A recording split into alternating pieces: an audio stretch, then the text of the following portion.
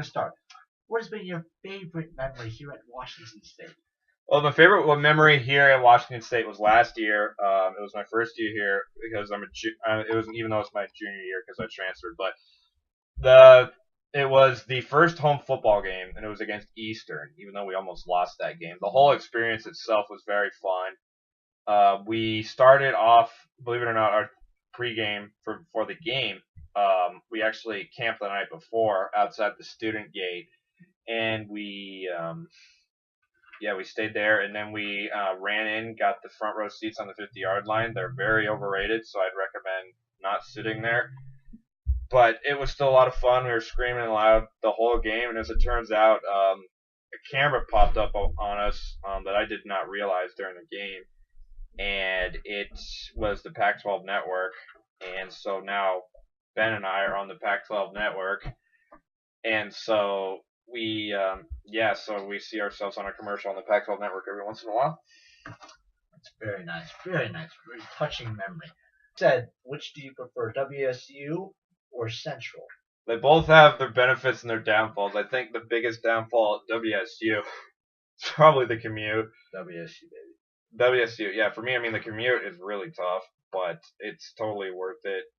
Another downfall of WSU is that the campus, I don't like the campus nearly as much as I like the campus at Central. It's still a great campus, but having the hills and everything and the buildings be, as disorganized as they are compared to Central, that's a little frustrating. But I will say the culture and community of Washington State is a lot tighter than it is at Central.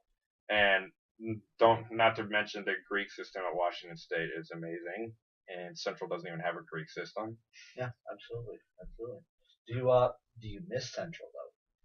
I do at times. I'll be honest. I mean, there are times where honestly, most of the time it's when I'm walking to class because at Central I had about a 5-minute walk to class my freshman and sophomore year, and it was all on a flat campus, and they'd have a lot more sun there than here, and when they had snow there, I mean, it was a lot easier to manage.